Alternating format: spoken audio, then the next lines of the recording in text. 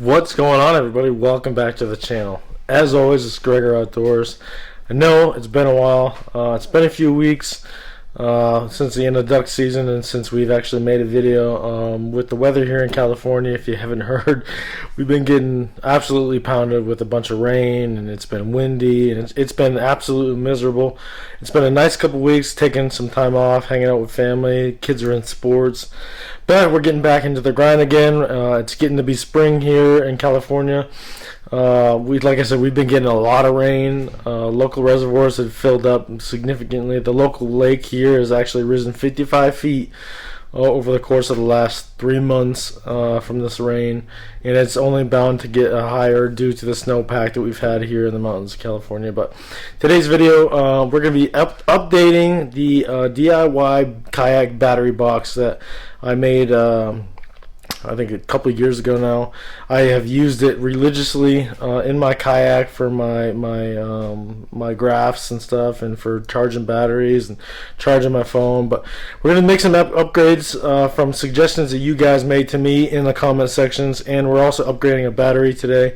We're gonna move from the old lead acid battery to a lithium battery, and hopefully that'll provide us a little bit more runtime for something a little extra we're gonna be running in the kayak this year.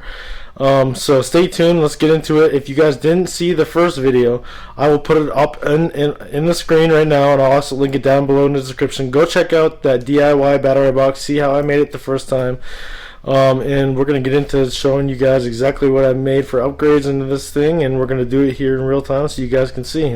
Stay tuned. Let's get this done. So this is the battery box here.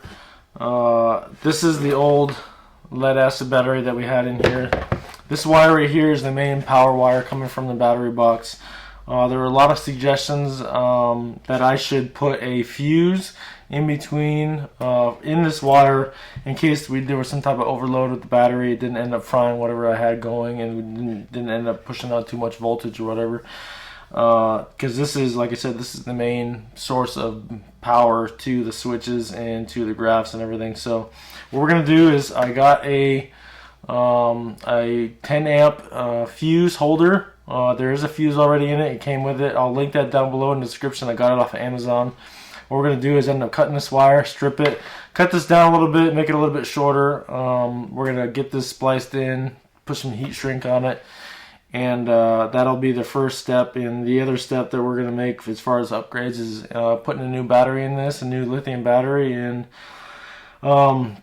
if you have any questions, like I said, I'll put the link to the original battery box video down below in the description, so you can see exactly how I set this up. Everything I purchased off of Amazon, you can do it for, I want to say it was right around $35–40 on everything. So check out those links down below in the description so you guys can try to make this yourself.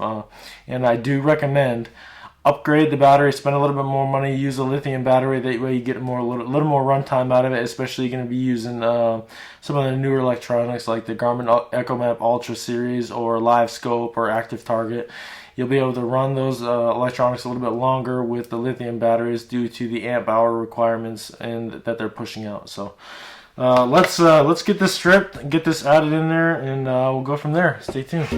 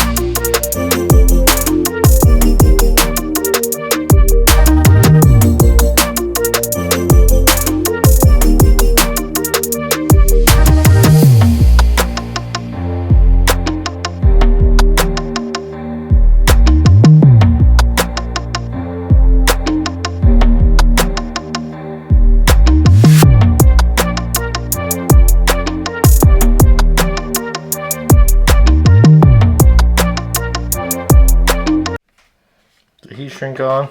And we're just going to shrink that up, and we'll heat shrink this real quick, and that'll be it as far as adding this inline fuse for the battery. We'll get the new lithium battery put in, and that'll be essentially all there is to it. So stay tuned. Okay, got a lighter. We're going to heat this shrink up. I don't necessarily recommend using a lighter on wiring like this. If you don't have a heat gun, then obviously go ahead and use a lighter. But if you're going to do like marine grade electronics in the future in a boat or something like that, get a heat gun. They're pretty cheap. I just don't have one at the moment, so we're going to use a little big lighter. We're going to get this heat shrunk done real quick. Just make sure when you're doing this and you use a lighter, don't burn your wires. So you would just want to kind of get that flame, that blue part of that flame, into the wire.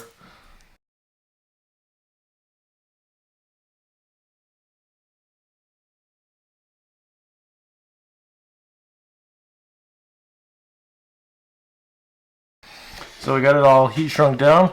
We'll get the new battery put in, and I'll show you guys what the final finished product looks like. Okay, we got the new lithium battery installed. We're going to turn it on. Power's on. You'll see on the screen right there, we're pulling about 13.0 volts off of that battery. And now we're ready to go with all our electronics, all our accessories. For those of you that didn't see the other video, there is a little 12 volt plug-in here, USB charger here, and you can hook your electronics up here. Like I said, go check out that video. It'll be linked down below in the description so you guys can see. This thing is significantly lighter. I'm actually gonna go get a scale so we can determine what the weight difference is between the lithium battery and the old lead acid battery. So we'll do that real quick so I can show you the difference in the weight is. So that, I mean, this is a portable little thing you can throw in your kayak and take with you out in the woods. So we'll go show the weight difference real quick, and we'll be right back. Alright folks, so we got the new lithium battery installed into this box. We're going to weigh it real quick. I'm going to give you guys a rough idea of what this weighs with the lithium battery, and I'll throw the lead acid battery in real quick and show you guys what that looks like, and we'll see what the weight difference is real quick. So with the lithium battery, we're at 4.5 pounds for this setup. Let's get the lead acid battery in real quick. So the lead acid battery is in here. Let's get this weighed up.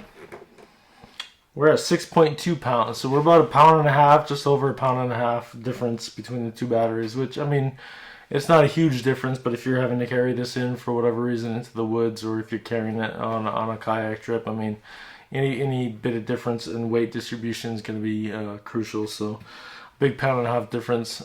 Again, if you guys like this video, make sure you hit that subscribe button. Hit the like button as well. You'll see it down below at the bottom of the screen. Turn those bell notifications on. Turn that notification from red to gray. So if you are interested in the lithium battery that I used in this video, it is from Eternal Lithium. If you go to eternallithium.com, use code CG10 at checkout, you can save yourself 10% on every battery on the website. Make sure you use code CG10 on the website at eternallithium.com in order to get yourself 10% off the lithium batteries from the website. Go check them out. As always, stay tuned. We'll be putting some use for this battery here shortly, and we got a couple more videos coming quickly, and that's going to use this battery as well. So stay tuned, and if you're interested in anything I use down below, if you're interested in anything I use in this video, it'll be posted down below in the description. So as always, I appreciate you all, and until next time, we'll see you on the next one.